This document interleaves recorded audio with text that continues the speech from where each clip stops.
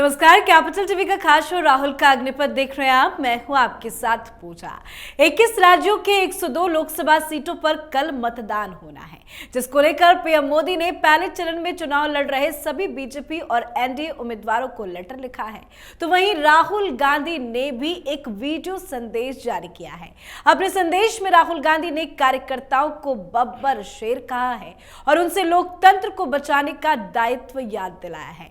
राहुल गांधी ने पार्टी कार्यकर्ताओं से कहा कि आप हमारी पार्टी की रीढ़ की हड्डी है। ये आम चुनाव नहीं है, ये संविधान और लोकतंत्र को बचाने का चुनाव है, जिसमें आप जैसे बब्बर शेर कार्यकर्ताओं के ऊपर बहुत बड़ी जिम्मेदारी है। ऐसा इसलिए क्योंकि कांग्रेस पार्टी की सोच और विचारधारा आपके अंदर है, आपकी रगों में है। तो राहुल गांधी की पहले चरण के चुनाव से पहले आए वीडियो संदेश पर ही आज चर्चा करेंगे। मेरे साथ स्टूडियो में मौजूद हैं कैपिटल टीवी के एग्जीक्यूटिव एडिटर राजीव जी। सर, आपका बहुत बहुत स्वागत है। धन्यवाद। कल फर्स्ट फेज की वोटिंग होनी है, उससे पहले राहुल गांधी ने जो वीडियो संदेश जारी किया है, वो आखिर संदेश क्या देना चाहते हैं? देखिए, जिस तरीके से बात राहुल गांधी ने की है, एक के बाद एक नए विवाद को पैदा किया है। पहले तो इस वीडियो पर चर्चा करें कि आखिरकार राहुल गांधी दिखाना क्या चाहते हैं। वो जो वीडियो बना रहे हैं संदेश देने के लिए, वो कार पर चलते हुए वीडियो बना रहे हैं। क्यों? ये दिखाने की कोशिश है कि देखो राहुल गांधी चुनावी कार्यक्रम में कितना ज्यादा व्यस्त है कि उसके पास सोने, बैठने, रुकने, ठहरने का समय ही नहीं मिल रहा। वो चलते फिरते काम कर रहे हैं और क्या क्या कर रहे हैं इसके बारे में जानकारी नहीं होगी। ये जानकारी नहीं होगी कि हर जगह हेलीकॉप्टर से जाएं, प्राइवेट जेट से जाएं, रात्रि विश्राम करने के लिए इन्हें सारे ऐशो आराम वाली जगह चाहिए और ज्यादातर ये दिल्ली वापस आते हैं। ये जानकारी किसी के पास नहीं है, लेकिन इनकी टीम के लोगों ने कहा कि आपको दिखाना है, जैसे भारत जोड़ो यात्रा में दिखाना था, बारिश में चलते हुए, तपते हुए धूप में चलते हुए, घुटने का दर्द लेकर भी चलते हुए। ये इन्होंने बाद में बताया, जैसा कि घुटने में दर्द के बावजूद वो घूमते रहे, पैदल चलते रहे। ये बताने की कोशिश कर रहे हैं कि चुनाव के दौरान राहुल गांधी की व्यस्तता कितनी है, कितना मेहनत कर रहे हैं। लेकिन वास्तविकता क्या है? वास्तविकता तो यही है कि अभी तक राहुल गांधी ने दक्षिण भारत के कुछ रैली के अलावा एक आध छिटपुट रैलियां इधर उधर की है, और इस बीच वो जहां पर गए हैं वहां पर वो रुके नहीं। ऐसा नहीं है कि 24 घंटे तक वहां नेताओं कार्यकर्ताओं से बात किए, रैली किए और रैली से निकलकर बाहर चले आए, फिर वहां पर हेलीकॉप्टर इनका तैयार। ये तो बचपन से ही ऐसी स्थितियों के जो उपभोग करने की स्थिति में रहे हैं, हमेशा बचपन से करते रहे। 2010 में एक फोटो पीटीआई ने शेयर किया था जिसमें एक लड़की के साथ राहुल गांधी का फोटो था, लेकिन लड़की इंपॉर्टेंट नहीं है। इंपॉर्टेंट यह है कि 2010 में राहुल गांधी की कोई औकात नहीं थी, एक सांसद। और उस समय राहुल गांधी अकबरपुर गए थे एक प्रोग्राम के लिए, कांग्रेस का एक प्रोग्राम था उत्तर प्रदेश के अकबरपुर में, और वहां पीटीआई वालों ने एक फोटो खींचा था जिसमें राहुल गांधी प्राइवेट जेट से उतर रहे हैं और उसके आगे आगे एक लड़की है जिसके बारे में सवाल उठा था कि आखिरकार ये लड़की है कौन, जिसके साथ राहुल गांधी प्राइवेट जेट में घूम रहे हैं, चल रहे हैं। और उस समय जब कांग्रेस के एक सामान्य सांसद के लिए पार्टी के करोड़ों रुपया वेस्ट किए जा रहे थे, तो आज तो ये पार्टी के सर्वे सर्वा माने जा रहे हैं, स्टार कैंपेनर हैं। अब इनके सामने पूर्व अध्यक्ष भी लग चुका है कि कांग्रेस के पूर्व अध्यक्ष हैं। इस बार उन्होंने ठुकरा दिया, अध्यक्ष हम नहीं बनेंगे। लेकिन उसके बाद कांग्रेस के कार्यकर्ताओं के लिए कुछ बातें बोली। आप बब्बर शेर हो, रीढ़ की हड्डी हो। अरे कांग्रेस के अंदर किसी व्यक्ति के भीतर रीढ़ की हड्डी है? ये 80 साल का बुढ़ा मल्लिकार्जुन खड़गे जो कांग्रेस का अध्यक्ष बना हुआ है, ये इस युवा नेता राहुल गांधी के चरणों में बैठा रहता है, उसके लिए पलक फावड़े बिछा के बैठा रहता है, राहुल गांधी के आते ही खड़ा हो जाता है। ये रीढ़ की हड्डी है।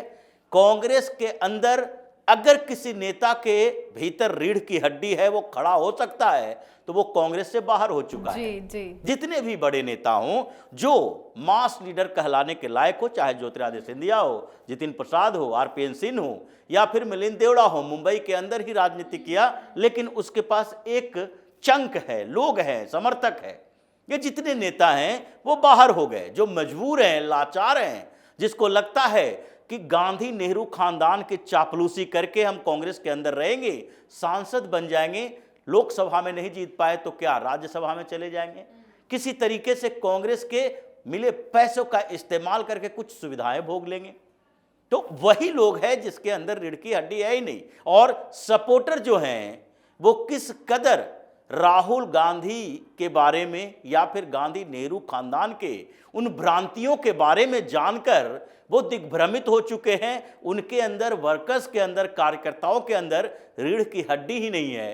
कांग्रेस जब रीढ़विहीन है तो उसमें रीढ़ की जरूरत क्या हो। और एक चीज भी सोचने वाली है कि राहुल गांधी जिस तरह से इन शब्दों का इस्तेमाल कर रहे हैं, चाहे वो रीढ़ की हड्डी आपने बताया, बब्बर शेर जैसी शब्दों का इस्तेमाल कर रहे हैं, कांग्रेस पार्टी के ऐसे कई नेता हैं, कार्यकर्ता हैं, जब वो पार्टी से बाहर हो जाते हैं तो राहुल गांधी की पोल पट्टी खोलते हैं कि वो किस तरह से गंदा व्यवहार अपने कार्यकर्ताओं, नेताओं के साथ करते हैं। लेकिन इतने प्यारे प्यारे शब्द का इस्तेमाल राहुल गांधी कर रहे हैं, ये बात हजम नहीं हो रही है। देखिए, राहुल गांधी को इंग्लिश और हिंदी दोनों में ही लिखा गया था, दिया गया था एक स्क्रिप्ट पढ़ने के लिए, क्योंकि जो इंग्लिश में वो बात कर रहे हैं, क्योंकि तमिलनाडु में भी चुनाव है, तो वहां पर वहां के लोगों को बताने के लिए, वर्कर्स को बताने के लिए हिंदी में तो बोल नहीं सकते, वहां जाकर बड़ी बड़ी बातें करते हैं मल्टी कल्चरल सोसाइटी की, तो इंग्लिश में बोलकर उनको बोलते हैं, तमिल में तो बोल नहीं सकते, तमिल में ही रोमन में लिखकर, जैसे रोमन में सोनिया गांधी लिखकर हिंदी बोलती है, वैसे ही दे देते संदेश।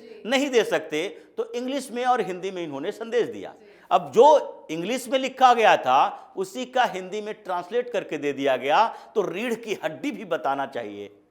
आप पार्टी की रीढ़ हो इतना ही कह देते, काम चल जाता, लेकिन रीढ़ की हड्डी हो यह बताना जरूरी हो गया। हड्डी शब्द का उपयोग करना, ऐसे भी हड्डी से इनका पुराना नाता है, चाहे मटन बनाते हुए हड्डी का इस्तेमाल करें या किसी के कबाब में हड्डी बन के हड्डी का इस्तेमाल करते हैं। हड्डी इनके जीन में है, डीएनए में है। और ये डीएनए की बात इसलिए कर रहे हैं क्योंकि अब तो राहुल गांधी के डीएनए टेस्ट की बात होगी, क्योंकि इन्होंने कह दिया है जो बात वो कार्यकर्ताओं को संदेश देते हुए बोला कि जो कांग्रेस के कार्यकर्ता हैं उनके खून में, उनके डीएनए में विचारधारा है। You're the Congress worker, you're a backbone, you're the DNA of our party and you understand the ideology and fight for it every day. कौन सी विचारधारा? कांग्रेस की विचारधारा है, और जो हमें लड़ना है उसके डीएनए में क्या है। यानी कि आपने जो बोला, जिस विचारधारा की बात की, और आपने अगले सेंटेंस ही बोला कि भारतीय जनता पार्टी आरएसएस की उस आइडियोलॉजी से लड़ने वाली आइडियोलॉजी आपके डीएनए में है। तो राहुल गांधी के डीएनए में क्या है भाई?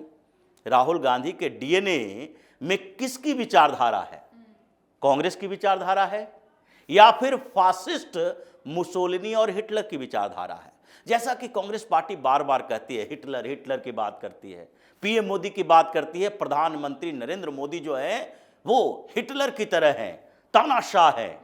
तो ये डीएनए राहुल गांधी के अंदर है कि नहीं? और फिर कांग्रेस के डीएनए विचारधारा है राहुल गांधी के अंदर या फिर वही फासिस्ट विचारधारा वाले डीएनए हैं?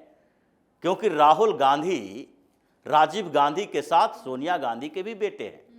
सोनिया गांधी के बेटे तो हैं ही, राजीव गांधी की बात तो बात की है, क्योंकि ये तो हमेशा कहा जाता है डीएनए टेस्ट जब तक नहीं होगा तो mother is truth, father is faith. Father तो विश्वास के साथ कहा जा सकता है। और सोनिया गांधी जो एंटोनियो माइनो हैं, बाद में सोनिया नाम पड़ा, ओरिजिनल नाम तो एंटोनियो माइनो है, और उसके बाद इन्होंने सोनिया रखा तो सोनिया माइनो हो गई। उसके बाद राजीव गांधी से शादी की तो राजीव गांधी के साथ शादी करने के बाद सोनिया गांधी हो गई। अब उनका फैमिली बैकग्राउंड क्या है? इटली में इनके पिता युद्ध लड़े थे, किसके खिलाफ? यानी कि वर्ल्ड वार सेकेंड में वो हिटलर मुसोलिनी के जोड़ी के सेना नायक थे। वो युद्ध लड़े थे और वो मुसोलिनी के यानी फासिस्ट मुसोलिनी के अंधभक्त थे, उसके सपोर्टर थे। और उसके बाद ही युद्ध के बाद उन्होंने अपना बिजनेस शुरू किया था। सोनिया उसी के बेटी है। और फिर उसके बाद सोनिया गांधी की बात करें, ये तो कैथोलिक परिवार में इनकी परवरिश हुई, कैथोलिक स्कूल में शिक्षा दीक्षा हुई, उसके बाद कैम्ब्रिज गए और वहां पर राजीव गांधी से मुलाकात हुई। लेकिन राजीव गांधी से मुलाकात के पहले एक मैगजीन है, यूरोपियन मैगजीन, बड़ा मैगजीन है, जिसमें एक इंटरव्यू छपा था फ्रैंको लुसियानो का। फ्रैंको एक इटली का फुटबॉलर था और उसने एक इंटरव्यू दिया था 60 के डिकेड की बात है, 60 के दशक में, जब सोनिया गांधी 15-16 साल की रही होंगी। उस समय फ्रैंको ने कहा कि सोनिया गांधी और उसके बीच अफेयर था। ये उसने इंटरव्यू में दिया है, उसकी बात है, इस पर कोई ज्यादा इन्वेस्टिगेशन तो हो नहीं सकता क्योंकि ये पहले की बात है और उसमें भी किसी के व्यक्तिगत जीवन के बारे में इन्वेस्टिगेशन कोई रिपोर्टर नहीं कर सकता। हालांकि एक और रिपोर्टर ने यह बताया था कि हमारी मुलाकात सोनिया और फ्रैंको से हुई थी। जब हमने फोटो लेने की बात कही तो सोनिया बगल में हट गई कि फ्रैंको के साथ मेरी फोटो नहीं लो। तो फ्रैंको से हमने फोटो लिया और वो चूंकि फुटबॉलर था, गोलकीपर की भूमिका में रहता था और उसकी पॉपुलैरिटी थी एरिया में, क्षेत्रों में, क्योंकि यूरोप में फुटबॉल आज भी ज्यादा लोकप्रिय है। तो उस समय उसके साथ सोनिया गांधी यानी कि एंटोनियो माइनो की अफेयर थे और वो फ्रैंको खुद कहता है अपने इंटरव्यू में कि वो बार बार हमसे शादी का दबाव बना रही थी, लेकिन हम अपने कैरियर पर फोकस करना चाहते थे। उसी समय ये इंग्लैंड चली गई, वहां एक व्यक्ति के साथ मुलाकात हुई। जब वापस लौट के आई तो उसकी बातें तो करती थी लेकिन उसका नाम नहीं बताया। फिर दोबारा वापस आई तो उसने कहा कि हम राजीव गांधी एक है हिंदुस्तान का जिसके मां प्रधानमंत्री हैं और वो इंदिरा गांधी प्रधानमंत्री से हमारी मुलाकात करवाने के लिए ले जा गए थे और हम अब उनसे शादी करेंगे क्योंकि ये तो बड़ी अपॉर्चुनिटी थी, प्रधानमंत्री की बहू बनना। ये तो छोटे से गांव में पैदा हुई इटली की सामान्य परिवार, मिडिल क्लास भी नहीं कह सकते, लोअर मिडिल क्लास के लोग थे और स्कॉलरशिप पर इटली से ब्रिटेन गए थे लैंग्वेज का कोर्स करने के लिए, इंग्लिश लैंग्वेज का। वहां कैथोलिक स्कूल में पढ़ाई करती थी। वो अफेयर उनका था। मतलब कैथोलिक परिवार, इटालियन, फासिस्ट, खून रक्त डीएनए जिसमें फासिज्म की बू आती है, जिसके बाप ही घोर फासिस्ट था सोनिया गांधी का, और उसका बेटा राहुल गांधी। अब इनके डीएनए में राजीव गांधी की बात करें तो ये भी डीएनए के लेवल पर बड़ा गड़बड़ परिवार दिखाई पड़ता है। बिल्कुल। क्योंकि नेहरू से लेकर इंदिरा गांधी तक, फिरोज खान गांधी बाद में, तो इन लोगों का डीएनए जो है वो डीएनए टेस्ट होना चाहिए कि आखिरकार तुम्हारे अंदर कौन सी आइडियोलॉजी है, किस लेवल की आइडियोलॉजी है। क्या तुम्हारे डीएनए में सनातन के लिए कोई जगह है या कैथोलिक के लिए जगह है, या फिर कंफ्यूज्ड हो कि हम इस्लाम वाले डीएनए से हैं, कैथोलिक वाले हैं, क्रिश्चियन वाले हैं, या फिर थोड़ा बहुत सनातन परंपराएं हमारे अंदर बची है। थोड़े बहुत जो बची है उसका तो टेस्ट होना चाहिए, क्योंकि तुमने सवाल उठाया है डीएनए के ऊपर। ये डीएनए का सवाल पिछले चुनाव में भी उठा था जब ये नीतीश कुमार इन विपक्षी गैंग के साथ थे, लालू प्रसाद यादव के साथ थे, तो डीएनए का सवाल उठाया था, जिसके बाद जो धुलाई हुई उसके बाद से डीएनए शब्द का यूज ये लोग नहीं कर रहा। अब डीएनए का यूज किया है राहुल गांधी ने। तो अब इन्होंने जो उपयोग किया डीएनए को लेकर, आइडियोलॉजी को लेकर, उससे तो अब सोनिया यानी एंटोनियो माइनो फंसी है कि तुम लोगों के डीएनए में कौन सी आइडियोलॉजी है ये बता दो। तुम 130 करोड़ हिंदुस्तानियों के डीएनए पर सवाल नहीं उठा सकते कि सिर्फ कांग्रेस को जो वोट दे रहा है, जो उसके साथ है, उसके अंदर, उसके डीएनए में, उसके खून में ऐसी आइडियोलॉजी है जो कांग्रेस का विरोधी है। उसके डीएनए में संविधान विरोधी, लोकतंत्र विरोधी, देश विरोधी आइडियोलॉजी पनप रहा है, ये राहुल गांधी ने कहा है। अब इसका धीरे धीरे जवाब इस पूरे खानदान को मिलने वाला है। जी बिल्कुल, बहुत बहुत धन्यवाद सर समझाने के लिए। धन्यवाद। तो कल का दिन काफी अहम है। कल लोकसभा चुनाव के पहले चरण के लिए वोटिंग होनी है। पहले चरण का चुनाव प्रचार थम चुका है और राहुल गांधी ने पार्टी के कार्यकर्ताओं के लिए एक वीडियो संदेश भेजा है। उन्होंने सभी पार्टी कार्यकर्ताओं को कहा कि ये चुनाव संविधान को बचाने की लड़ाई है। उन्होंने सभी को कहा कि ये चुनाव का समय है तो जरूरी है आपसे सीधी बात की जाए। ये कोई सामान्य चुनाव नहीं है, ये लोकतंत्र और संविधान को बचाने की लड़ाई है। लेकिन राहुल गांधी ने वीडियो संदेश जारी कर खुद अपने पैर पे कुल्हाड़ी मार ली है। बुरे घिर चुके हैं राहुल गांधी। इस पर आप अपनी राय कमेंट कर लिखें। देखते रहे कैपिटल टीवी। नमस्कार।